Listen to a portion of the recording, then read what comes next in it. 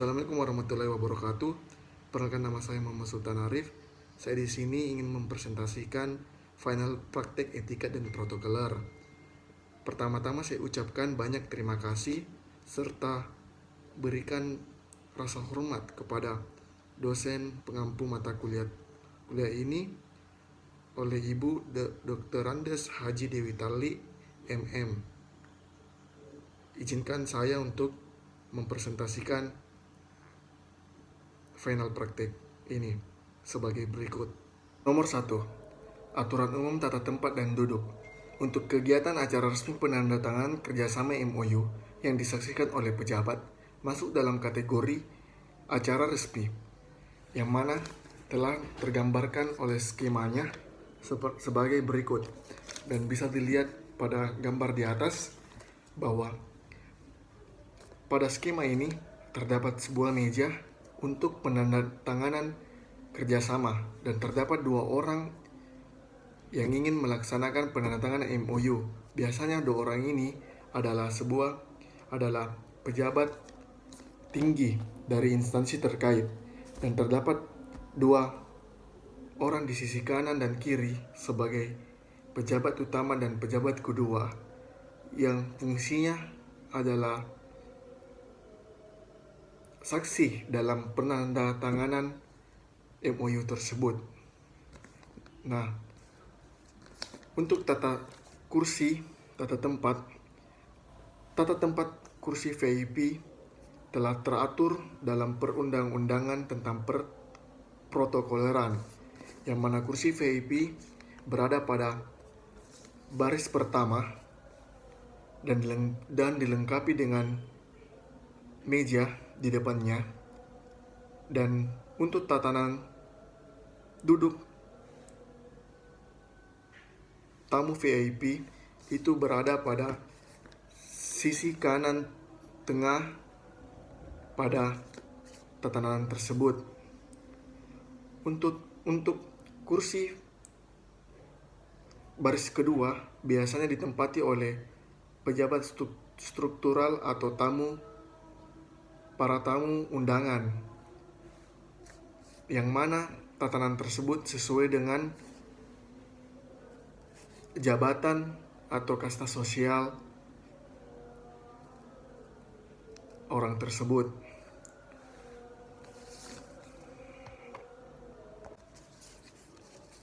Untuk tatanan kursi juga di set up dengan 2 sisi kanan dan sisi kiri, agar mendapatkan space yang kosong untuk jalur masuk dan keluar para tamu VIP tersebut.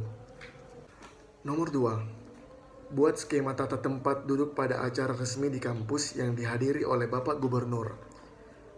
Untuk skemanya, saya sudah membuatnya dan sudah melampirkan pada video ini, yang mana untuk acara formal sendiri sudah diatur dalam perundang-undangan tentang keprotokoleran. Dalam ruangan ini terdapat 3 sisi tatanan tempat. Sisi utama berada pada tengah barisan, yang mana diisi oleh tamu VVIP. Kursi 1 dan nomor 2 diisi oleh gubernur serta ditemani oleh direktur kampus tersebut. 3 dan 5 ditemani oleh wakil direktur dan juga para pejabat gubernur. Nah, dalam setiap pelaksanaan event ini yang mencangkup datangnya sebuah kepala pemerintahan, biasanya pihak kampus mengundang juga beberapa tokoh pemerintahan untuk ikut andil dalam acara ini.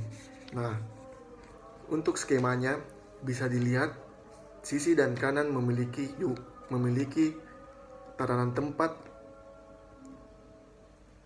tamu VIP yang dilengkapi dengan fasilitas meja, dan biasanya barisan nomor 2 hingga nomor 3 adalah para dosen, dan juga para undangan tamu. Dan sisi ke belakangnya, sisi keempat dan terakhir biasanya diisi oleh para mahasiswa kampus tersebut. Setup tata tempat duduk pada acara seminar.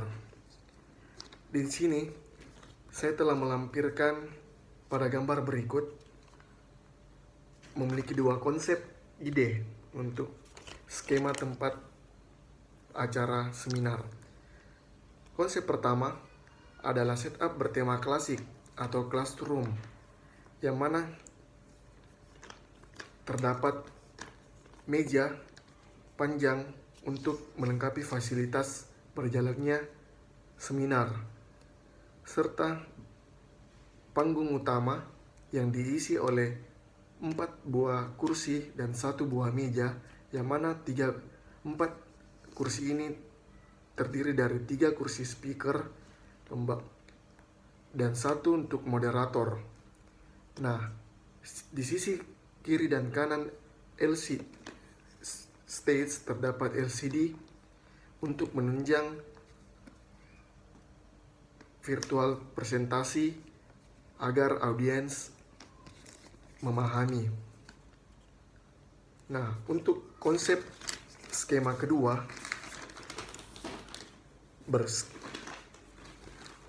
adalah setup banquet.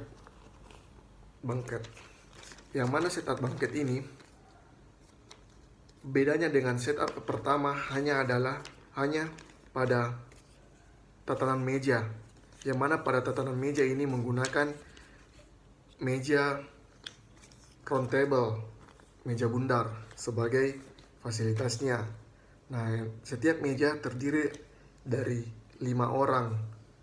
Nah, pada tatanan tempat pertama biasanya diisi oleh tamu VIP dan juga para tamu undangan. Dan barisan berikutnya baru diisi oleh peserta dan audiens. Konsep untuk stage dan lain-lain sama halnya dengan konsep pertama.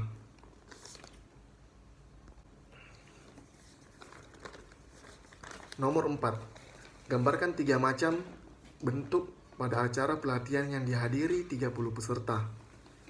Untuk acara 30 orang biasanya menggunakan mini ballroom, yang mana saya sudah membuat skemanya. Terdapat 3 buah skema yang Anda bisa lihat di sisi layar tersebut. Sisi pertama, konsep pertama adalah konsep U-shape. Tatanan meja ini diatur sedemikian rupa berbentuk U. Dan untuk konsep kedua, yaitu konsep workshop atau classroom, dengan menggunakan meja, dan setiap meja diisi oleh 2 orang menggunakan meja panjang, persegi panjang, dan terdapat meja speaker, dan di sisi kanan dan kiri terdapat LCD.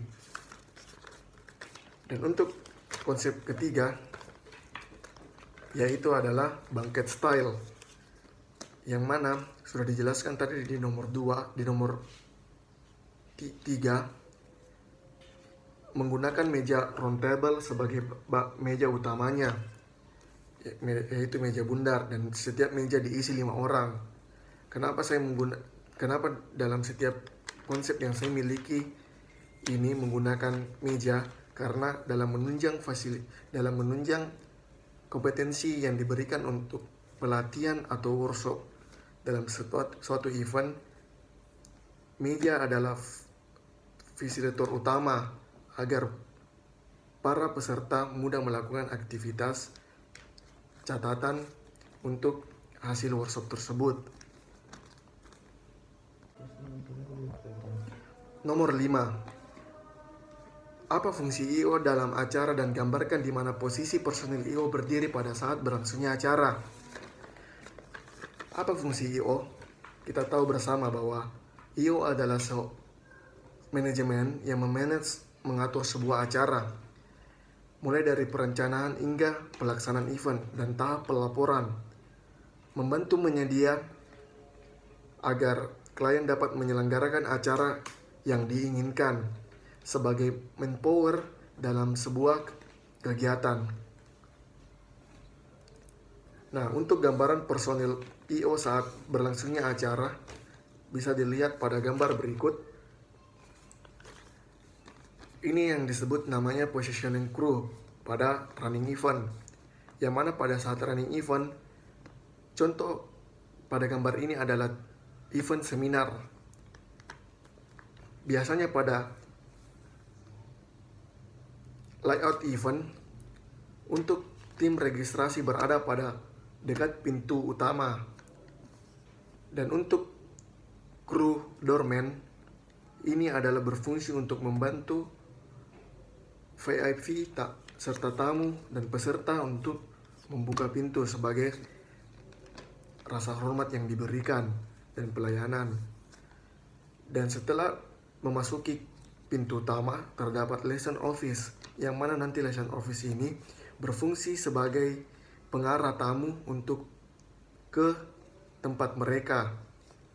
Nah, dalam setiap kegiatan FOH adalah front of house, yang mana krunya terdiri dari backstager, stage manager, operator, produser, core acara yang berada pada sisi kanan stage atau bahkan di depan, di tengah layout tersebut. Apa fungsi FOH? Fungsi FOH di sini orang-orang yang mengatur tata cahaya dan tata audio dalam perhelatan. Nah, tim dokumentasi terdapat pada depan stage, yang mana agar leluasa mengabadikan momen untuk tahap pelaporan event. Nah, pada stage terdapat di sisi kiri dan kanan terdapat crew stage, yang mana agar membantu setiap kegiatan yang berlangsung di panggung utama. Dalam sisi kiri stage terdapat LO, yang mana LO ini berfungsi sebagai LO para tamu VIP. Serta biasanya untuk kegiatan seminar membutuhkan juga tim logistik event dan F&B yang biasanya berada pada belakang stage atau bahkan sebuah ruangan. Baik, itu saja dari saya. Lebih dan kurangnya mohon dimaafkan. Wabillahi taufiq wal hidayah. Wassalamualaikum warahmatullahi wabarakatuh.